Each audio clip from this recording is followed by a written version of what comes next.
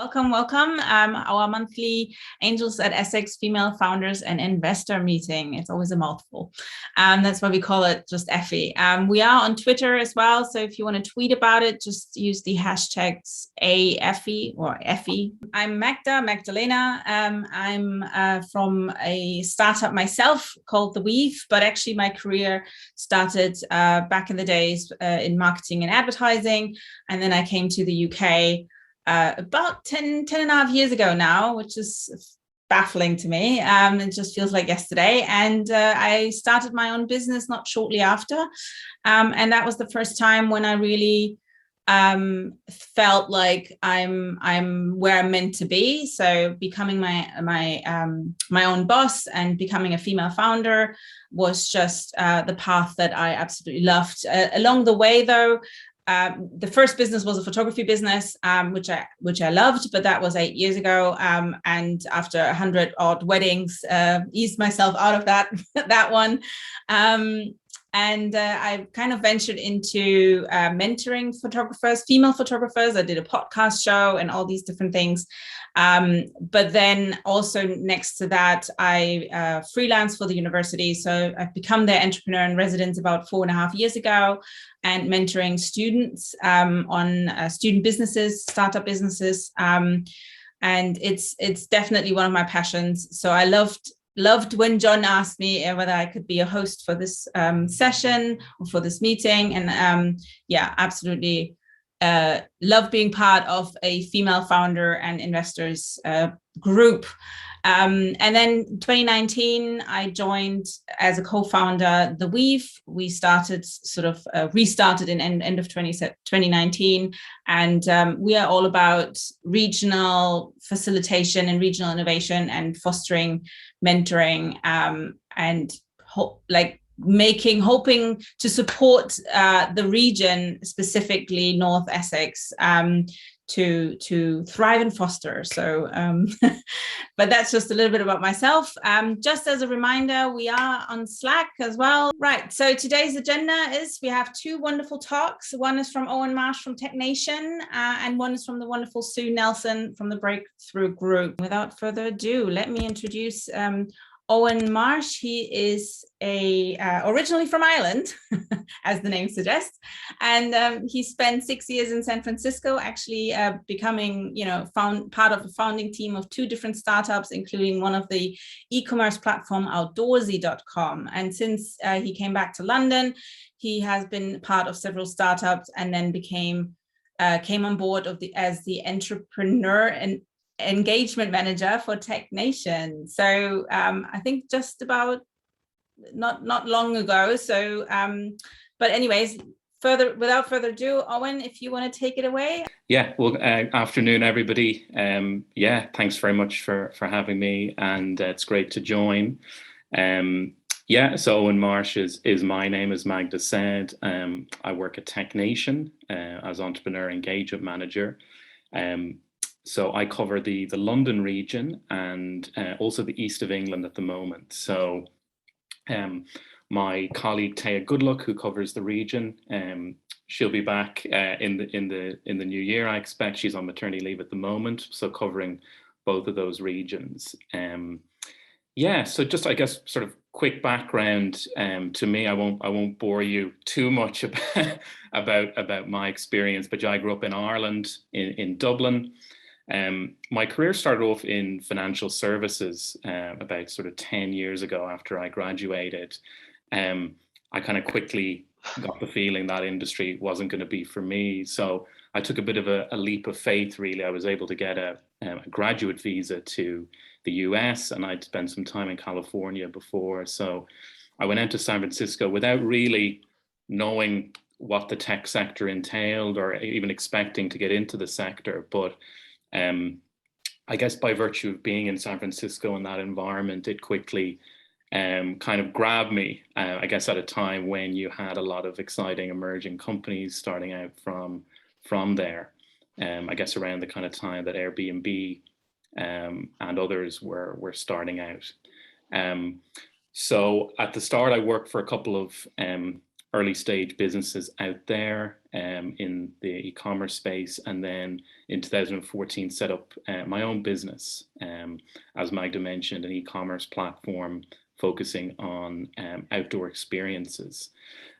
So over the course of the next sort of 4 years, that became a really kind of mad adventure.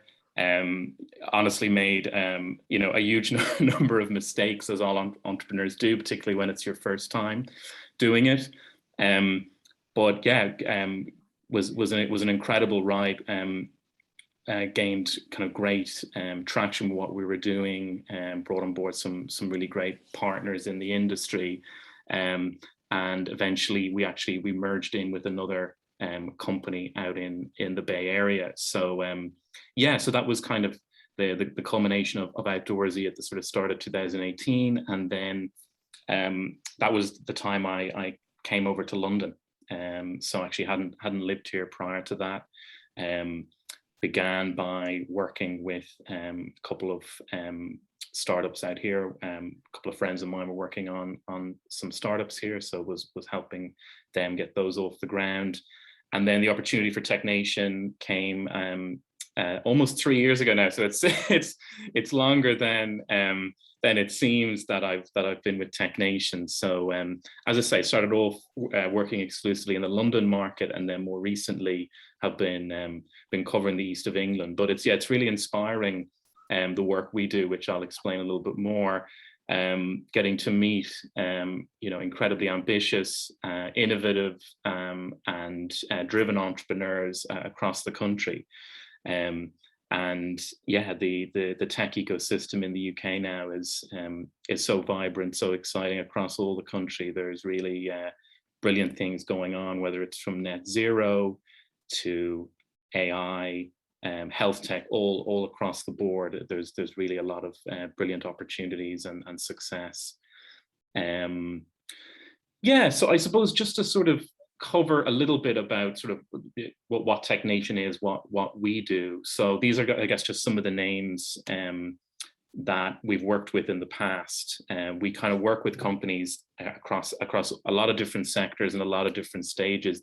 Digital tech really is our realm. So yeah, you'll see there are a lot of really kind of impressive names that we work with. And I guess really our approach is to lead off on the experience of companies like these and their founding teams, and sharing the experience that they've had in successfully scaling their business. So I guess we're really about empowering networks of entrepreneurs, about peer-to-peer experiences, and I guess really about sharing both the incredible successes companies have, but also like the challenges that they've overcome. I think that's really important to note as well. So, in our sort of peer-to-peer programs that we run, again, I'll touch on those a little bit more, but it's really about an intimacy in terms of founders sharing openly and honestly the experiences they've gone through in scaling their businesses. Yeah, so that's sort of a little bit of what I describe really in terms of our vision of trying to empower the next generation of entrepreneurs and companies to succeed. Yeah, with incredibly transformative technologies that we're seeing across the board, and really empowering those brilliant teams. Again, that's just sort of won't dwell on that too much, but again, that sort of gives you an indication of sort of some of the focus areas for us. I want to talk specifically about female founder support, because that's something that we really have focused more and more on in recent years. So, I mean, I think there's probably a couple of things we really focus on. First of all, the national network around what we're doing. And some of this ties in actually to the topic here as well. But equally, supporting diversity in tech is massive for us. So so the first thing is we have a female tech leaders group specifically for the East of England. So this is a monthly meeting of both female founders, female tech leaders, and some investors too, all based in the East of England. So I guess probably not dissimilar to this session, we'll have a guest speaker every month, and also some breakouts and networking that goes on. So for anyone interested, that's really a great network, as I say, of women in tech in the East of England.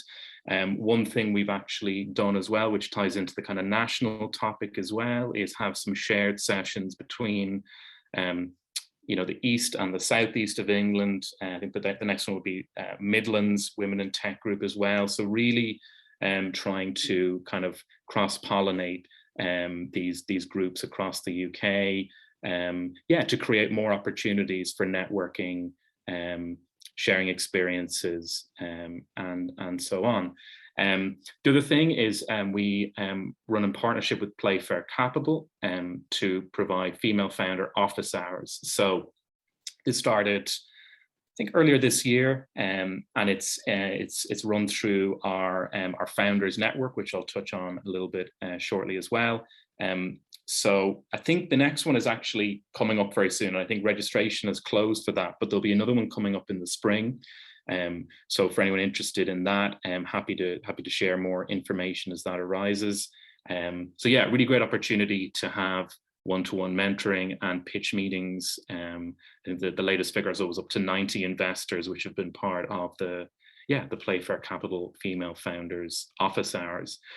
And then probably the final thing worth noting specifically, as far as sort of female founders go, is our investor readiness support. So yeah, so it's a brand new function of what we're doing. Really focused on, I guess, giving founders the best opportunity to present successfully and engage with investors as they're looking for funding. So that kind of starts at the sort of pre-seed stage, really making sure that you're set up for success in terms of your outreach and discussions with prospective investors. So those are kind of three key areas of support. It's not just limited to that in terms of how we work, because throughout our programming, we're really, as I say, we're really focused on ensuring that there's a diversity across all the cohorts that we run. So yeah, this slide might be quite bizarre, but this will sort of give you an indication of a lot of the different areas that we operate in. So I actually, there's probably a better slide I'll move on to, which will probably explain it in a kind of more sensible way. So yeah, this is the kind of the four kind of broader topics that we touch on. So research is one thing we do. We produce a Tech Nation report every year, which covers kind of a holistic overview of the UK tech sector. We have skills platforms as well, such as the Digital Business Academy. So that provides bite-sized modules for anyone kind of at the early stage of starting a business.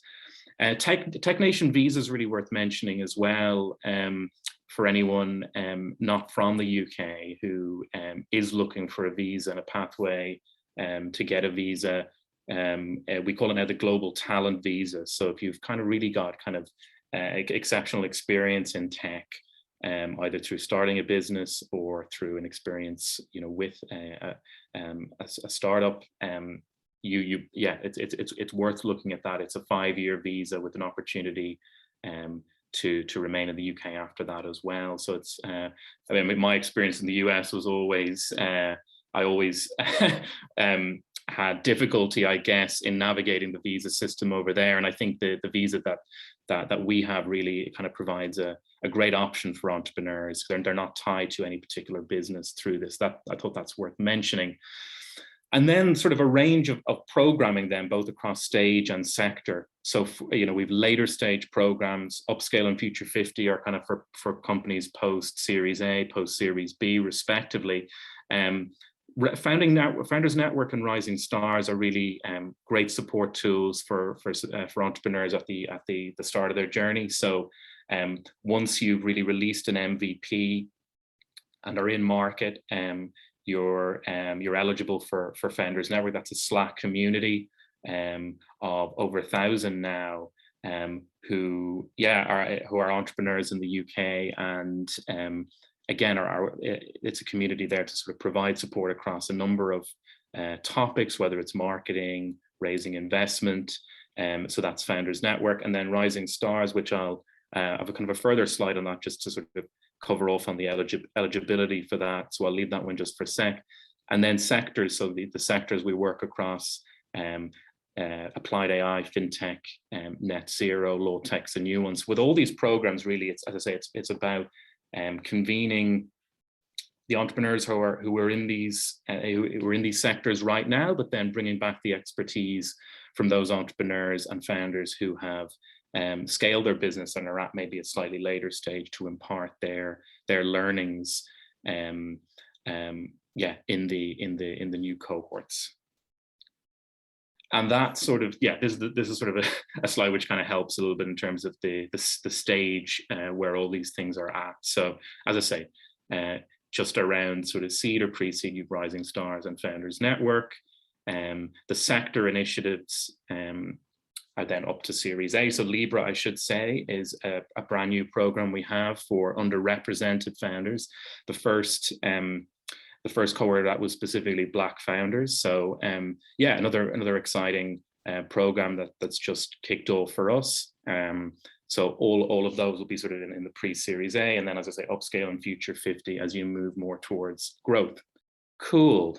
There we go. Rising Stars. This is one I thought was specifically worth mentioning because it provides a great opportunity for companies across the country. And I was looking after kind of the applications in the east of England this year, so just want to keep on the radar, whether it's the next cycle we do or the one after that. So we look to profile and showcase really exciting UK early stage tech businesses who meet those criteria. Not particularly stringent criteria.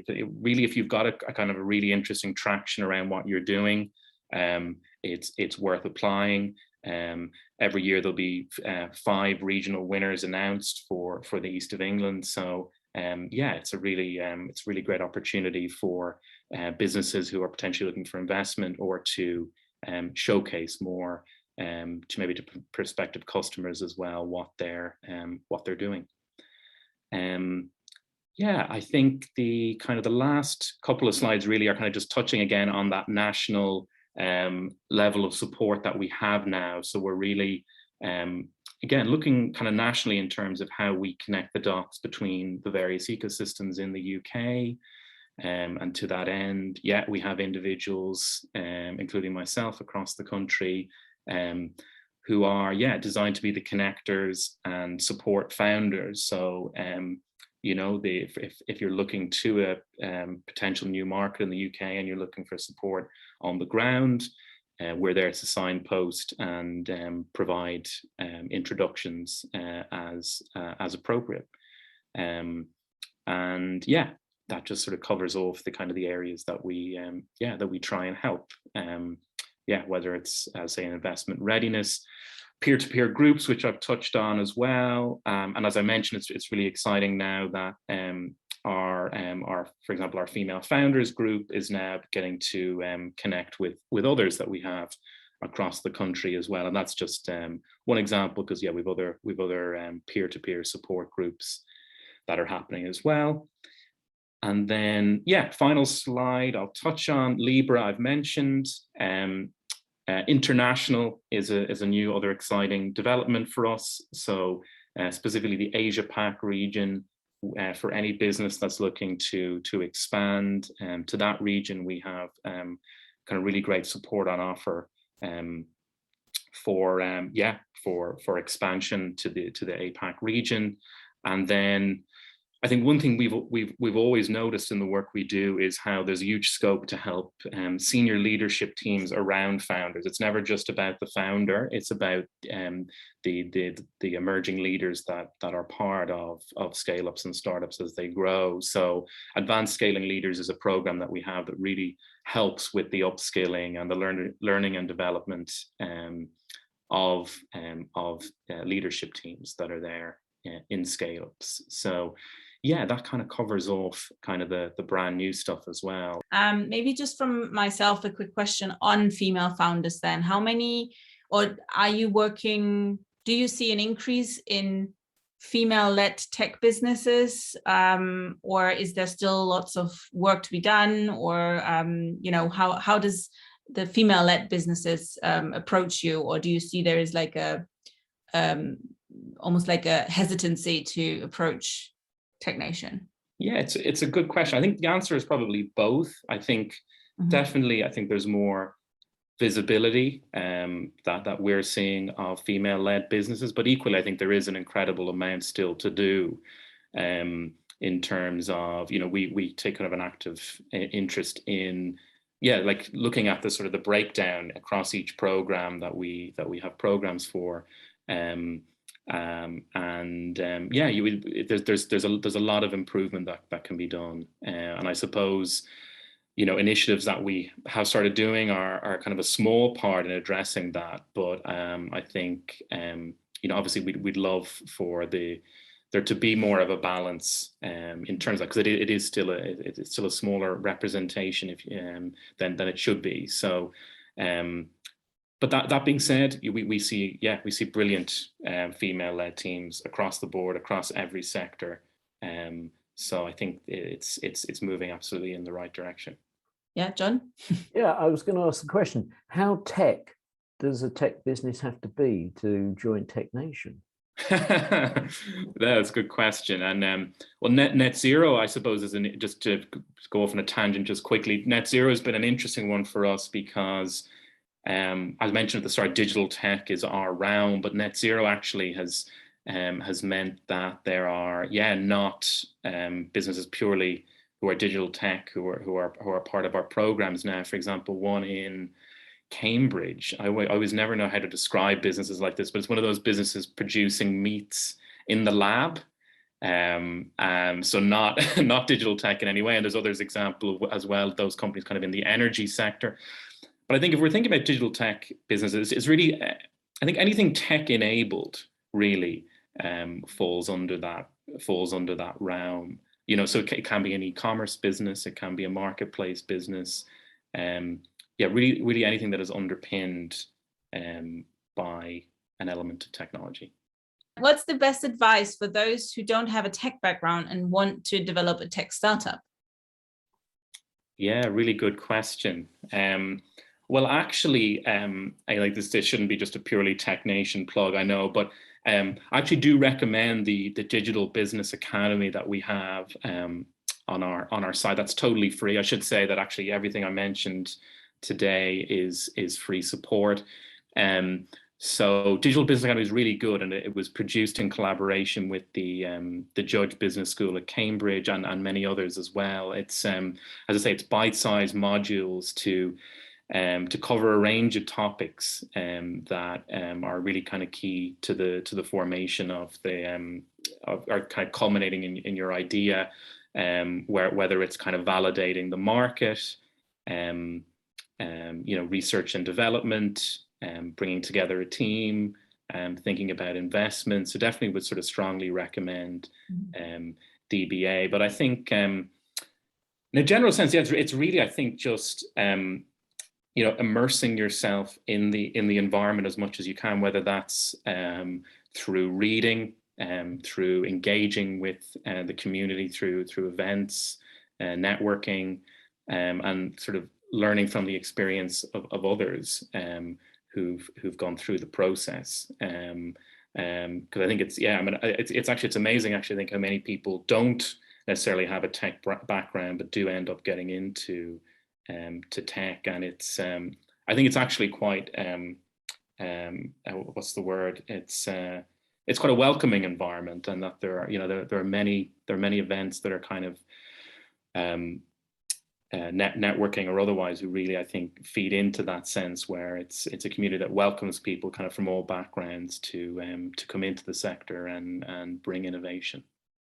And I mean, the thing is, obviously, yes, having a tech background is a nice to have, but in reality, not everybody who actually runs a tech business has necessarily tech background, in the sense of you need business, you need to understand where your customers are coming from, what's the customer journey, and those kind of things are pretty much for any business. So regardless of tech or not tech.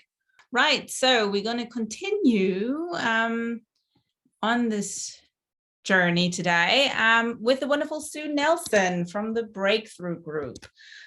Sue is an award-winning businesswoman, author, broadcaster, and speaker, and she has such in-depth experience growing small businesses. And she's also a founder and a sole owner of the multi-award-winning Breakthrough Group, which has grown from a two-person operation in her conservatory in 2015 to a highly profitable multi-million-pound business, which was sold to Ernst & Young in 2020. So a plethora of experience, and we can't wait to hear from you, Sue. John thought it would be very helpful if I could explain how we went from zero to hero and got sold to a multi-billion-pound company, and be a woman who did it on her own with no help from any men. So that might be helpful. Brilliant. Okay, so this is very personal, obviously, but I think one of the things that don't get talked about is we can all read stuff and we can all go and do MBAs and those sorts of things, but sometimes you don't understand how much emotionally and how difficult it is in a personal sense. And I don't think there are enough female role models who are prepared to stand up and say, God, it was hard. It was really hard, and this is how I overcome it, and these are the obstacles that are in the way. So I'd like to take it from that perspective. There's a couple of takeouts as well for me that there's like 2 or 3 things that I think you have to get right, which I'd like to talk about as we go. So just as a bit of background, I'm really old now, so I'm 60, which I never thought would happen to me, but anyway. So I was brought up in the 1960s in London. I was brought up in a house with no inside toilet or bathroom, so outside toilet if you want to go to the loo, and it was in the city of London. My granddad was in Strangeways prison for robbery, and my mum and dad had sort of very menial jobs, so not a classic middle class, well-educated person by any means. I wasn't very academic, but I could draw, which is good because it meant I could go to art college and get a degree that way, so that was a bit of a cheat. And I became a graphic designer. And from there, I worked in London in advertising agencies and then eventually marketing director at big corporates. So it's early 2015, and this is my plan. Although, as Mike Tyson said, everyone has a plan until they get punched in the mouth. But still, my plan was, given all the corporate crap that I had to put up with over the years, and I'm afraid it is still there. Men still bully you, talk over you, and give you more of a hard time than you deserve. And you've got to find a way of dealing with that. So given all that corporate crap, I decided to stop whinging about it and do something about it myself. My children had left home. My husband was about to retire. And I know I was earning a big 6-figure salary, but I was just unhappy. I was unhappy at work, and actually I was unhappy at home as well. My boss was inconsistent, demanding, and a lying bully. She was female, actually. And I had a demanding, inconsistent bully of a husband as well. So I decided to start my own business. I wanted to prove that someone from my background and a girly could do it. And I wanted to create something successful and profitable where all the things that I believed in could be put into practice. So I set up myself. I was 100% shareholder. I was a CEO. I couldn't get a loan anyway, not even an overdraft facility. Banks want to give money to women, I'm told, because their risk profile is better, but not in my experience. So what that meant practically is I put my whole of my life savings into the company, which was £300,000. It was a very big bet, I admit, on getting it right, but it also meant that I could not get it wrong. So it was almost everything I had, but there again, most business owners do risk an awful lot. And unless you've been a business owner and you have bank managers and business consultants telling you how to run a business, unless they've done it themselves, they really, really, really don't understand. Why was it my life savings and not my husband's life savings? Well, after an episode, which I won't go into, I've been married for 32 years. I decided to leave him. So not only had I set up this company, I'd left my husband at the same time, which I guess is incredibly stupid. So I just left, and all I had was my clothes and nothing else. And I didn't tell anyone where I was living. And I hired a holiday home because I didn't even have a knife and fork. But all the time, I kept working and running my business without a hint of what was happening to anyone else, not even my children. And I think what it meant was I was very much going to be on my own in this experiment. So on the downside, if the company failed, I would be 59 years old with literally nothing left except £50,000 in cash, which I had left after the company investment. So who in their right mind would do this? And I think starting a business from scratch, I think you get to an age, okay, I admit it took me quite a long time, but I think you get to an age where you're fed up with doing everything for everyone else. And you're bending yourself out of shape and not being true to you, really, internally, what you're about. And you're being conciliatory all the time. And you're acting as the glue that binds, it's invisible, but it binds everything together. And I think I wanted to break free of that. And I wanted to break free of people who behave badly. So this is my reasoning for starting a business. You've got to stand out and you've got to stand for something, because then you attract like-minded people. And it's got to be clear with a really strong sense of purpose. And that needs to be 100% aligned to strategy. And I wanted a very, very strong culture that made it quite clear that petty politics, backstabbing, putting yourself above the team would get you demoted or sacked. You know, no bones about it. You wouldn't get away with it, and it wasn't the way to get on.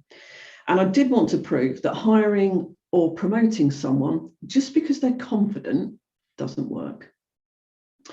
And I wanted to foster this genuine innovation, celebrate it, and most of all, be happy with failure, but fail quickly and move on. And if you can dictate that type of culture, you will have people who feel quite comfortable in suggesting ideas. And crucially, they can then fearlessly try them out. And that is what made us successful. So although I was a sort of zealous missionary for my ideas, I wanted my employees to be too. I want them to buy into it, and I wanted to believe it 100%. And I wanted it to ooze all that culture in our job ads so that the right people applied.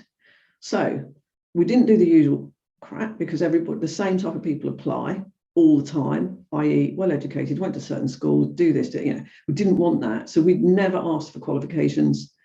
We couldn't care less what they had done before. It was all about their behaviours and attitudes. Can they embrace change? Can they make suggestions? That's the sort of thing that we cared about. We never even asked for references, because I don't actually know what use they would be.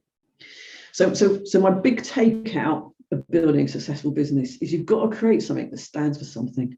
It's got to have a very, very strong identity that marks you out clearly differently from the competition, because people will remember you.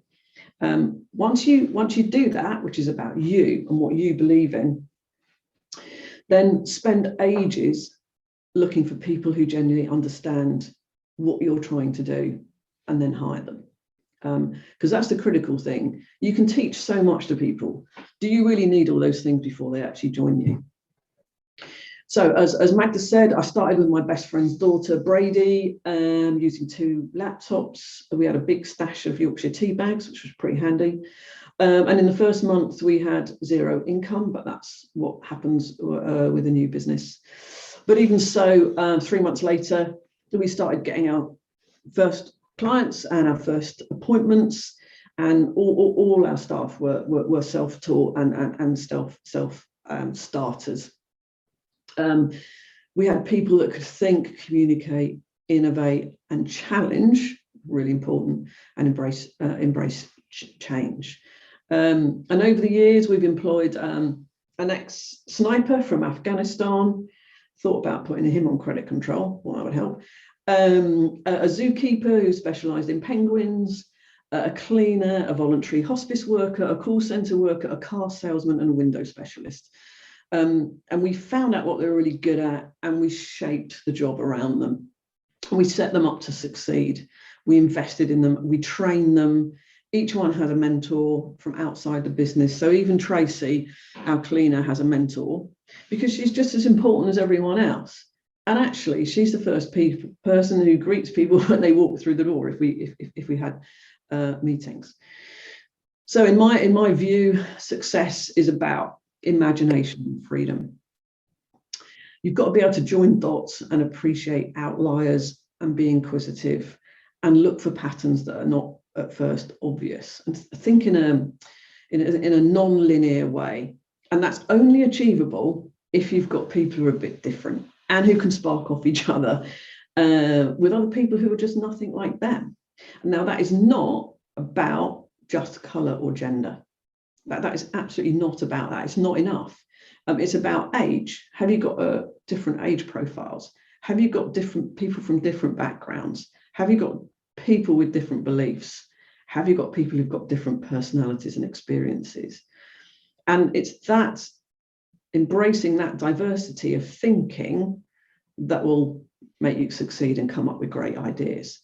You know, if everyone is an A student, it might be that they're great at memorizing and passing exams, but they're clever, but only in one dimension. So create this amazing culture.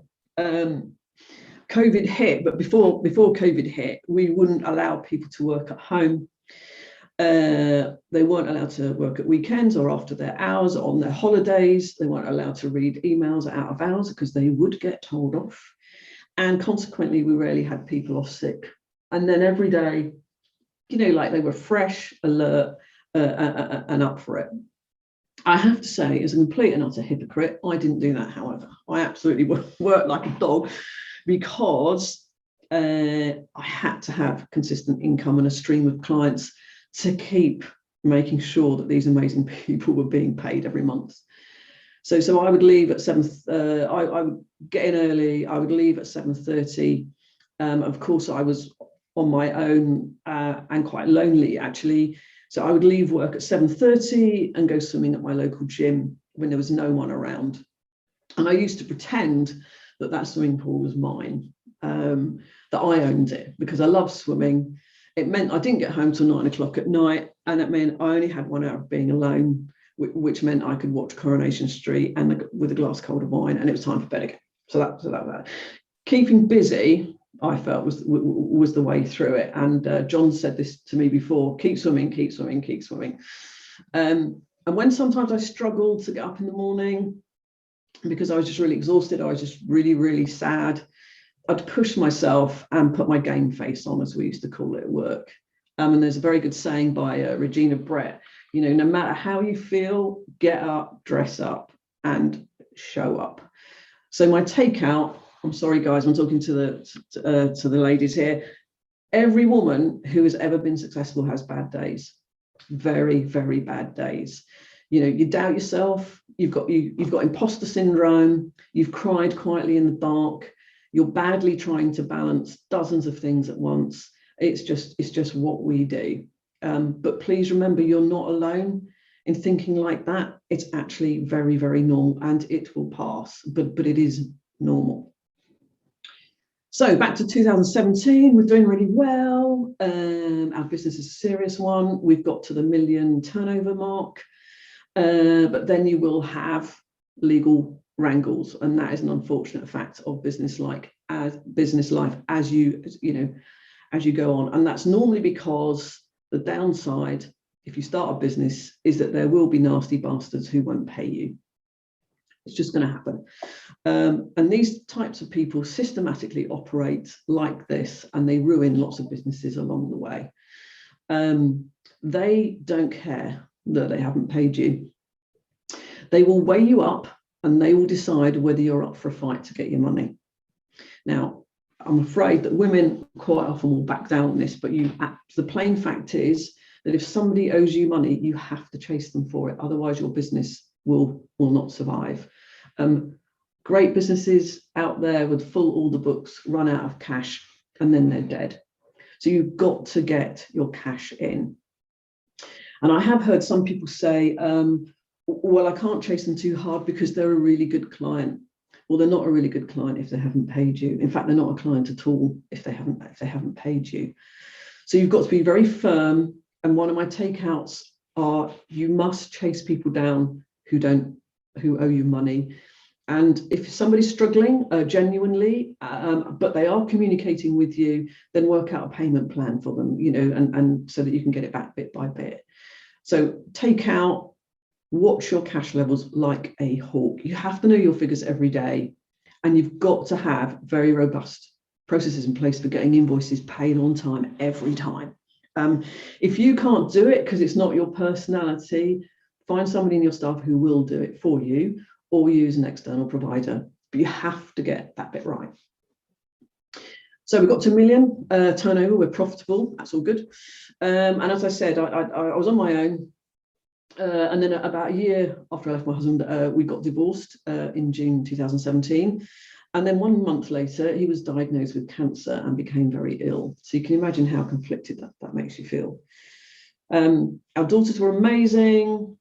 They slept in the hospital bed next to him. They used to come home to me, and it was a pretty difficult time.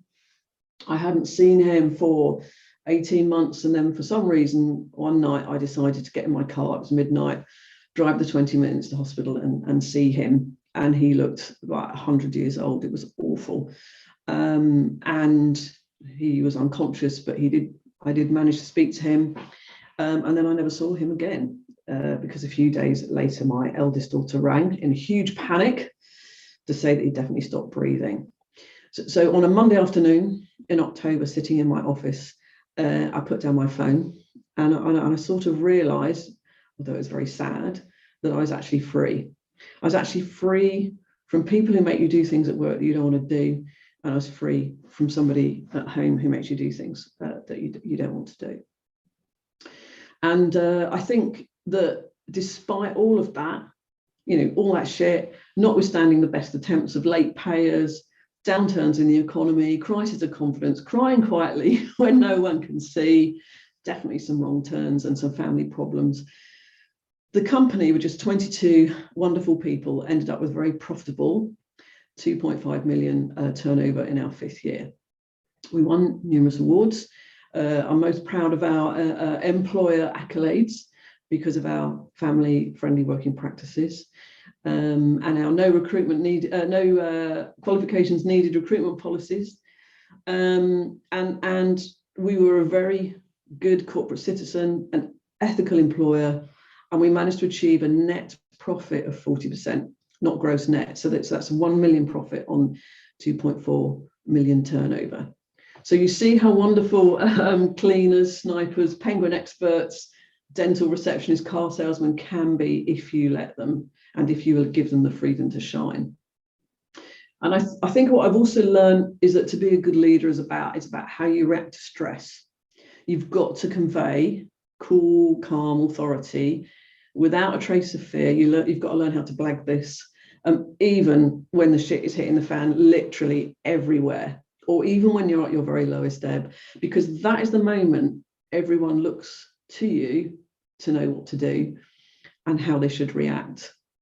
And that's when people decide whether to follow you or not, right then and also in the future. So you've got to have a cool, decisive head and very incisive decision making, even if underneath you feel like you're falling apart. So another takeout: stay calm no matter what is happening. Learn how to do that. 10 minutes later, go and drink a bottle of whiskey. I don't know, whatever does it for you, or in my case, go swimming or something. But stay calm. Whatever's happening, learn how to be a leader and not a manager, so that you can scale your business. And then just to finish off, our monumental success attracted a lot of interest from potential buyers. I think we had 37 potential buyers actually during 2019. And eventually we sold to Ernst & Young, EY, in early 2020. As you know, they're a £32 billion international company. Still pinch myself when I say that. But they're very keen to implement new types of working cultures and innovative marketing, which is why they wanted to buy us, to see how they could apply it to a very big organisation. All the staff are in place. We absolutely insist on that. They still work in the same office. They still have the same flexible working staff. But as new EY employees, at least they have a bit more security than I could give them. It has made me pretty rich by anyone's standard, which is something I'm not used to. I'm trying to get the hang of it. And now I'm a grandma with 3 grandchildren. Finally, I'm looking at it down here now. I get ready to go swimming in the evenings, but this time it's in my very own heated pool in the grounds of our lovely house. And as I do, I just take a quick backward glance because I have a newly painted outside toilet in honour of my upbringing. And I do allow myself a little smug smile, which I'm completely unashamed of. So my final takeout, never ever give up. Just don't give up. And you know, dreams can come true, but you've got to stick your head down and keep swimming, keep swimming.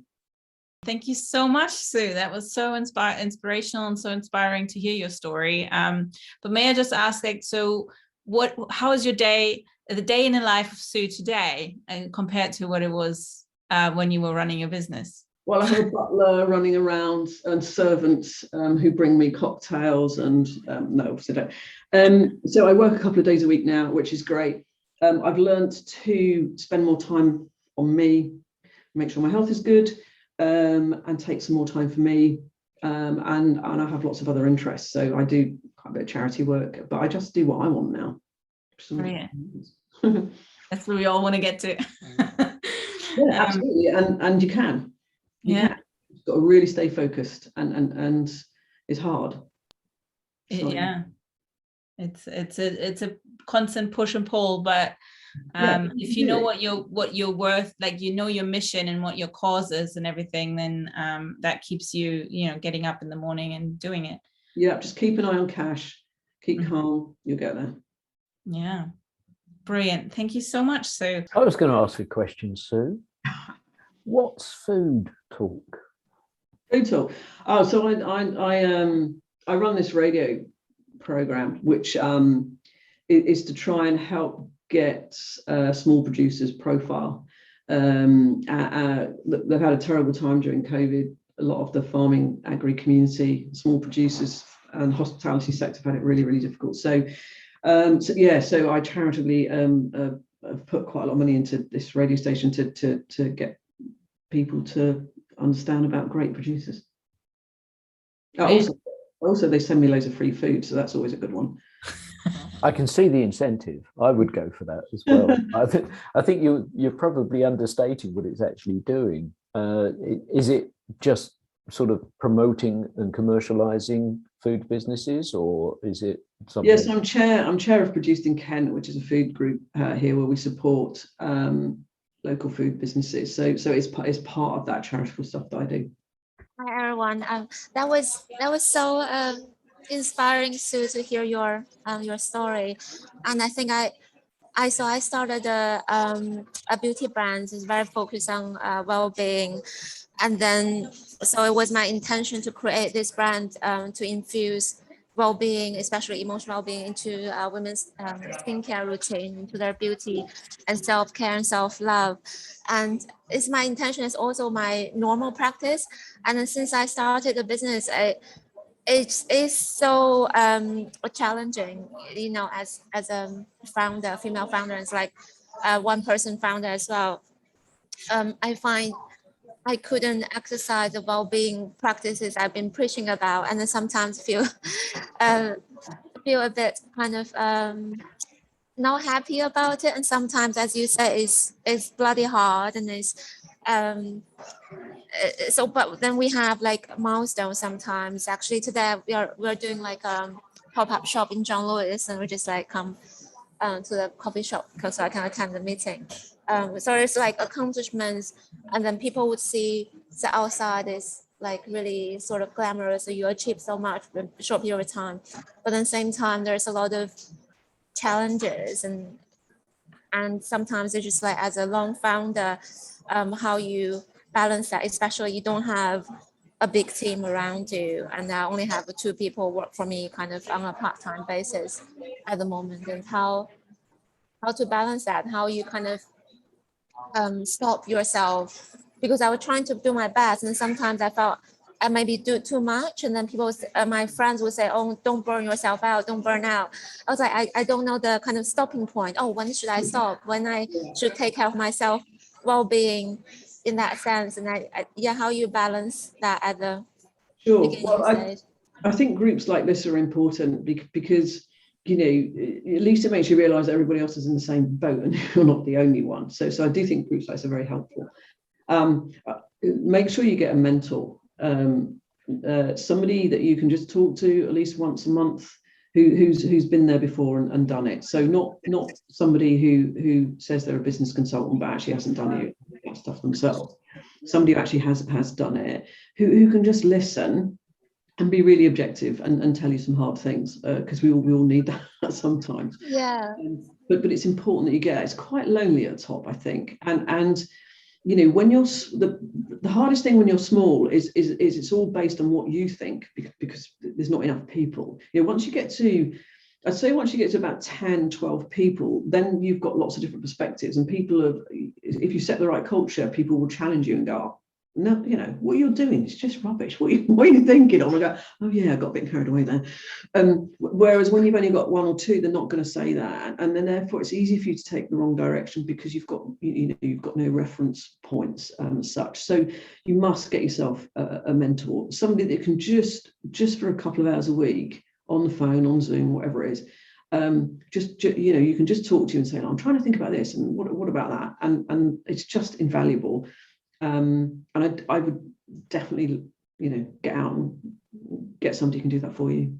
But that's what you want. You want somebody who's you know, been there, and actually somebody like me. Hopefully they'll just do it for nothing, but they just want to help other people up the ladder. I think probably coming to networking groups like this, or like finding people who have walked the walk, to find that mentor. Reach out to people on LinkedIn, I'm assuming, as well. Try to find someone that you can see has done what you know, what they're preaching, and then maybe reach out to them that way and try to find a mentor that way. Is that how would you approach it, Sue? Well, you know, I hate networking stuff because I find it a bit boring, really.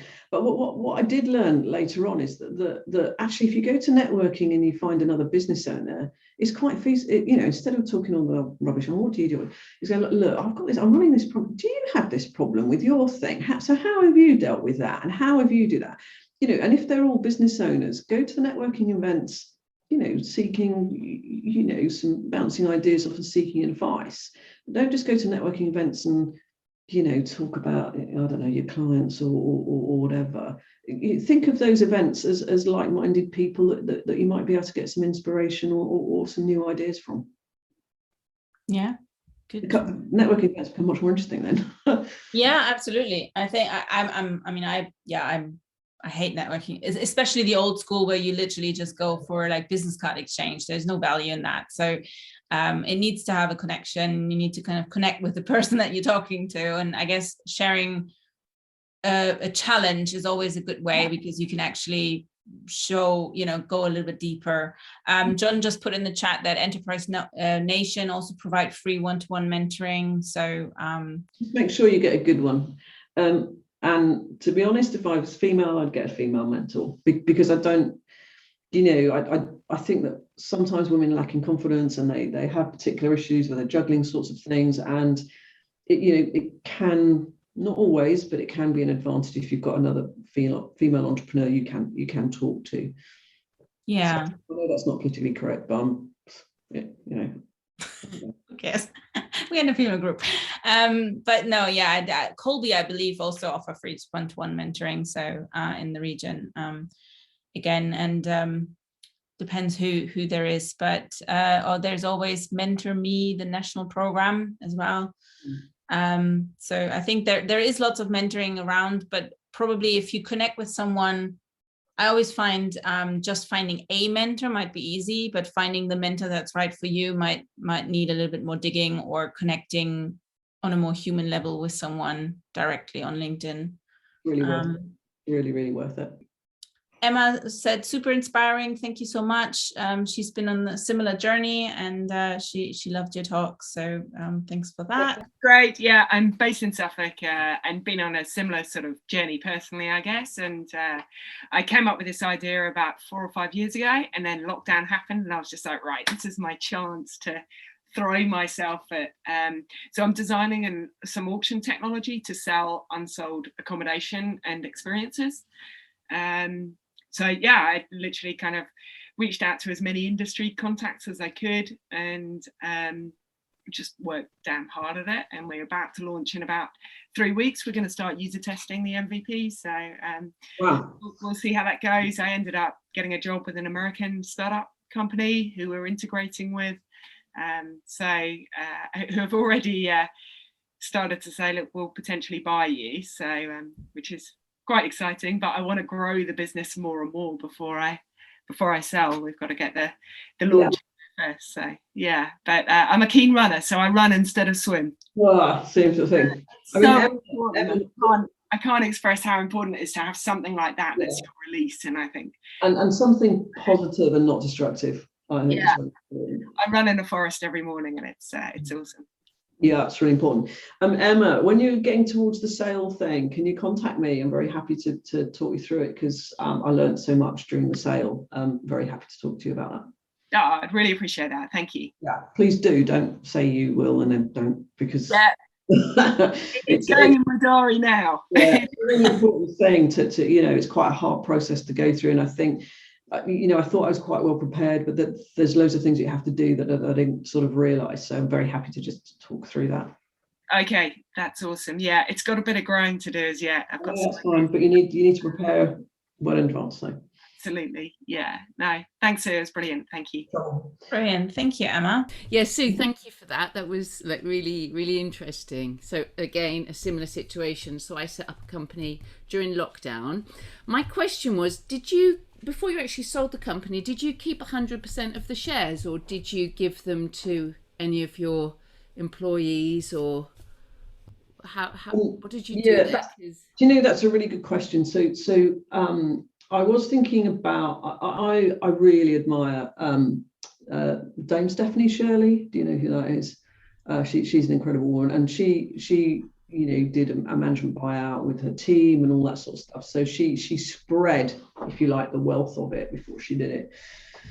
I thought long and hard about that. The problem with it, I thought, is that a lot of my staff are not particularly well educated and don't have a lot of experience, life experience in terms of businessy thing.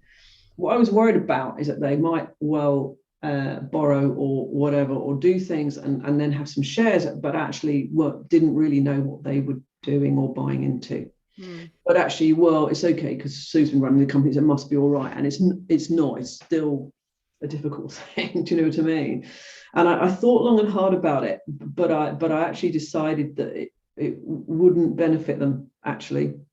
So what I did instead, which is probably confidential, but hey, it is that when I sold the business, they got some pretty big bonuses out of it being sold, which got taken out of my sale price. So effectively what I did was, I paid them myself out of the proceeds of the sale of the company as part of the deal. If you keep as 100% shareholder, it all becomes incredibly simple, because you decide what you want to do, and that's it. The downside is, particularly in tech businesses, a lot of buyers like to see partners in tech businesses not built on a person. So mine's in the financial services, was slightly different. So I think it would depend on who the buyer was and what the industry norm is. But particularly in digital and tech, I know that they're much more keen on a number of people running the business rather than it around a single person. Yeah, it's a tricky one. Well, I design and manufacture innovative compression garments. So for particular medical conditions. Yeah. Like after radiation therapy and stuff like that. So since I've got a lot of advisors, quite a large advisory board, and a lot of help from various people. Some of them have sort of said, "Can we have shares?" Yeah, and it's so I think that's a good idea actually, to sort of come to some agreement once, because we're looking for investment at the minute, and then perhaps we'll, an exit strategy after 5 years, so perhaps include them in that. Okay, thanks. Yeah, and there is I've forgotten the name of the scheme now. There is a particular share scheme which is for employees upon sale. Got the name of it now. John, can you help me? Forgotten what it's called. But that is a particularly good scheme, and I think that would make the buying process easier. If you're a founder, you've worked really, really hard. Do not give equity away unless you really, really, really, really have to. Okay. Those are people out here who want equity, but you've done all the work. No. Exactly. No. So try and hold on to everything that you can, because on sale, you're the boss. Okay, great, thanks. And you've done all the hard work, Mandy. So I am doing all the hard work. Yeah, exactly. So no, you're not having any equity. Thanks very much. So I want to say hello to Alice, and I'm very inspired by her story, and I find something really interesting what she do, because it's quite relevant to what I do or what I'm planning to do. So I want to start talking about what I've done in the past. I've been in the tech space. It's a startup company I founded, looking at protecting creators' copyrights in the immersive and metaverse environment. So got some government support, but I've been going through lots of healing process in the last 3 years. Also, I totally resonate with what she wants to do to help lots of people.